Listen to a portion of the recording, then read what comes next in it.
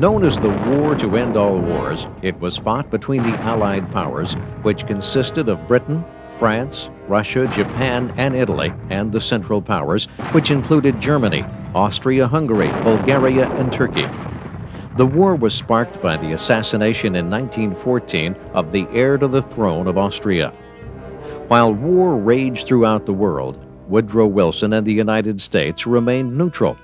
In fact, Wilson's re-election campaign slogan in 1916 was, "He kept us out of war."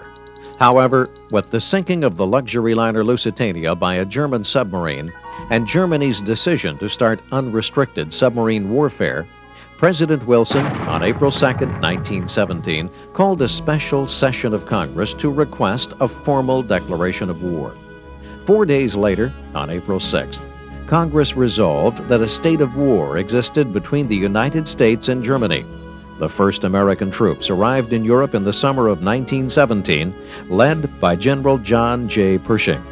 The arrival of the Yanks on the side of the Allies helped to tip the balance in their favor. In November of 1918, Germany formally surrendered and an armistice was signed. When word of the war's end reached America, jubilant celebrations broke out all across the nation. After the war, Wilson went to Paris for the peace settlement. Meeting with the other leaders of the Allied powers, he presented his plan for a lasting peace. One of his goals was the creation of a League of Nations, which, in his words, would afford mutual guarantees of political independence and territorial integrity to great and small states alike. The creation of a League of Nations was included in the Treaty of Versailles, but the treaty also required Germany to make extensive concessions and pay restitutions to the Allied powers. Wilson presented the Treaty of Versailles to a Republican-controlled Senate in 1919 for ratification.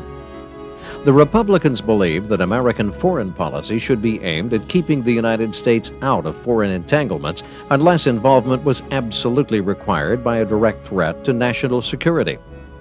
The president decided to take the issue to the American public. Whereas international issues were of utmost importance to the president, to the public, they were becoming secondary to domestic needs. After his disillusioned speaking tour, President Wilson suffered a stroke that would leave him partially paralyzed for the remainder of his term.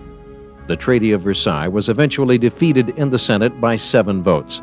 The progressive era was over.